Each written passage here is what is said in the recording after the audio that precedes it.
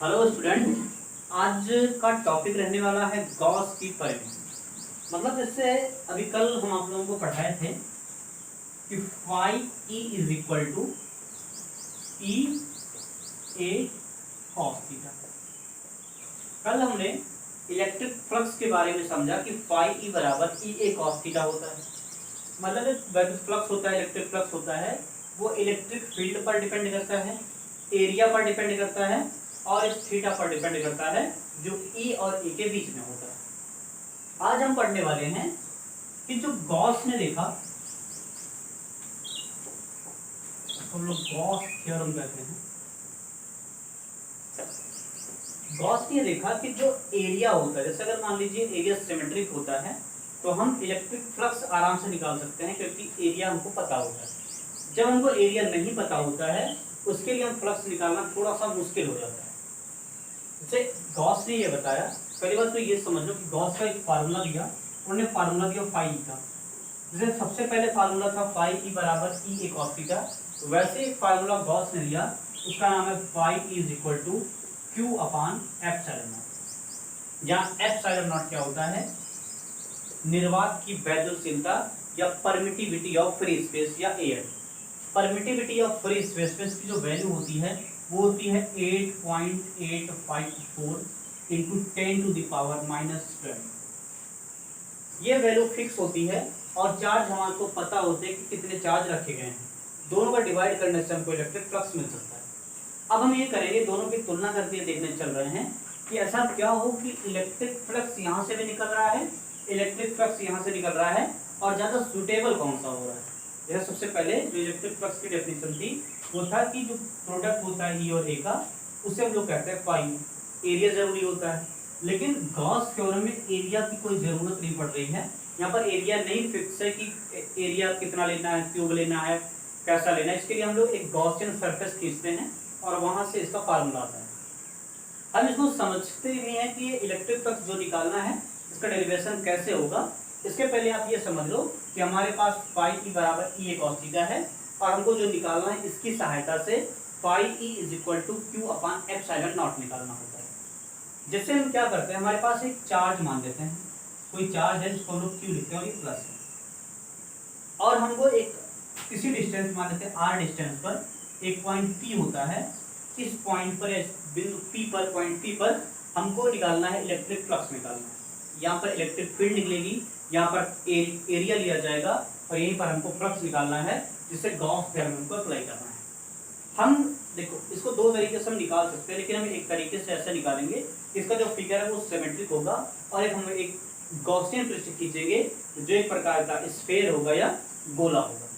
हम इस बिंदु पी पर जहाँ पर हमको निकालना होता है, इसी पर हम इसके चारों तरफ एक इलेक्ट्रिक फील्ड बना लेते हैं। कह सकते हो हम इसके चारों तरफ एक गोला बना लेते हैं, कोई गोला बनाते हैं जिसका एरिया मान लेते हैं, एरिया ने रेडियस मान लेते हैं, वो आर।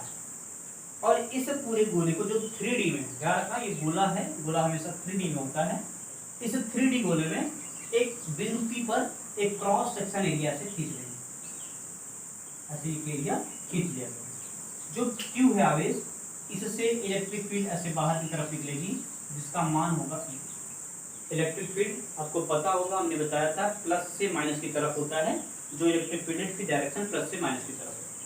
जो एरिया होता है, इस एरिया को बताया गया, इसकी एरिया जो है वो है डी ए। पूरा एरिया ए है और इसका एक छोटा सा भाग काटा गया है जिसको हमने डी ए लिखा। सभी जगहों पर इसका जो रेडियस है, जो इसकी त्रिज्या है वो आर है। तो इसकी त्रिज्या आर है, ये भी आर है, ये भी आर है, ये भी आर है। अब दिखेगा ये एक प्रकार का कोण बन रहा है या शंकु बन रहा है। जैसे ये आप देखोगे इस गोले से इसके ऐसे भाग को काट के निकाल दिया जाता है, तो एक प्रकार का ये शंकु बनता है या कोण बनता है, ये ऐसा कोण बनता है इस आकार का। इसका रेडियस जो है वो चारों तरफ कितना है, आर। ई और डी ए के बीच का एंगल कितना है, ई और डी ए के बीच का एंगल 0 अंश है। अब देखोगे दोनों की डायरेक्शन एक ही तरीके से है, इसलिए इसके बीच का कोण जो है वो 0 अंश है। हमको इस फार्मूले के बारे में पता होता है, और जब इसका एरिया डी ए है तो फाई ई भी क्या होगा, डी फाई ई होगा, डी फाई ई होगा। D phi is equal to क्या हो जाएगा, एक तो हमारे पास इलेक्ट्रिक फील्ड है ई, और इसके साथ जो एरिया लिया गया है वो है डी ए, और जो थीटा लिया गया है ई और डी ए के बीच का, आप देखोगे इन दोनों के बीच का जो एंगल है वो है 0, तो हो जाएगा cos 0। हमको डी फाई ई नहीं चाहिए, हमको पूरी इलेक्ट्रिक फील्ड चाहिए, तो हम इसका कर देंगे इंटीग्रेशन या होल इंटीग्रेशन कर देते हैं, जिसका सरफेस जो है वो क्लोज सरफेस है। क्लोज सरफेस का मतलब 3D में अब इसको चारों तरफ से बंद किए हैं, जिसको हम लोग गॉसियन पृष्ठ कहते हैं। तो D phi E equal to E integration of D A cos 0, इसका होल इंटीग्रेट करना है, और इसका जो सरफेस है वो क्लोज सरफेस है, बंद पृष्ठ है। cos 0 की जो वैल्यू होती है वो 1 होती है। cos 0 की वैल्यू क्या होती है? 1 होती है। और डी फाई ई का इंटीग्रेशन क्या होता है, तो आपको पता होगा कि इंटीग्रेशन ऑफ डी एक्स ये होता है एक्स, जैसे इंटीग्रेशन डी एक्स एक्स होता है, इंटीग्रेशन डी वाई वाई होता है, इंटीग्रेशन डी जेड जेड होता है, इंटीग्रेशन डी डब्ल्यू डब्ल्यू होता है। वैसे इंटीग्रेशन डी फाई ई होगा, और इंटीग्रेशन डी ए जो होगा वो ए होगा। तो यहाँ पर हम लिख देते हैं integration of D phi E is equal to क्या हो जाएगा, फाई, इस तरीके से। और ई का फार्मूला होता है किसी आवेश के कारण कोई चार्ज है, इसके कारण हमको निकालना होता है इलेक्ट्रिक फील्ड। या आप लोग एक टॉपिक पढ़े होंगे फर्स्ट चैप्टर में ही कि electric field due to a point charge, किसी बिंदु के कारण वैद्युत क्षेत्र की तीव्रता, उसका फार्मूला होता है 1/4 पाई एप्सिलॉन नॉट, चार्ज होता है q और डिस्टेंस होती है r²। ये हो गया e की वैल्यू। और integration of dA cos theta करेंगे तो cos 0 की वैल्यू 1 हो गई, इंटीग्रेशन ऑफ dA जो हो जाएगा वो a हो जाएगा, इंटीग्रेशन जो a है dA है वो a हो जाएगा। आगे हम समझेंगे phi E equal to 1/4 pi epsilon nought q/r²। Area हमको लेना है गॉसियन सरफेस का। तो यहाँ पर जो गॉसियन सरफेस आप देख रहे हो ये 3D में है, और ये गोला है या स्फीयर है। स्फीयर का जो एरिया होता है 4 पाई r²।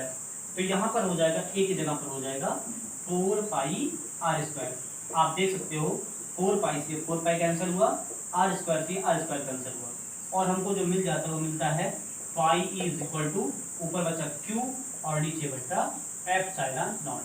ये होता है आपका इलेक्ट्रिक फ्लक्स गॉस सरफेस से। अगर हम इसको सॉलिड एंगल से निकाल सकते थे, जैसे अगर हम यहाँ बात करें, यहाँ पर है डी ओमेगा, यहाँ पर डी ओमेगा है, तो D omega is equal to होता है, डी ओमेगा क्या हो जाएगा, इसका पूरा का पूरा जो एरिया है वो है डी ए, और आप देखोगे कॉस थीटा तो हो जाएगा डी ए कॉस थीटा अपन जो एरिया होता है r²। इससे भी हम इसको डेरिवेशन कर सकते हैं, लेकिन आपको इससे थोड़ा सा अच्छे से समझ आया होगा कि फाई ई बराबर जो q/एप्सिलॉन नॉट होता है, उसके डेरिवेशन में आपको ई का इलेक्ट्रिक फील्ड या intensity of electric field due two point charge के लिए निकालने के लिए 1/4 पाई एप्सिलॉन नॉट q/r² था, और जो इस गॉसियन सरफेस खींचा गया इसका एरिया a था, जिसकी एरिया 4 पाई r² होता है। ये कैंसिल होने के बाद फाई इज इक्वल टू q/एप्सिलॉन नॉट आता है, जिसको गॉस ने बनाया। इसे गॉसियन, इसे कहते हैं गॉस थ्योरम या गॉस की परिधि। Thank you.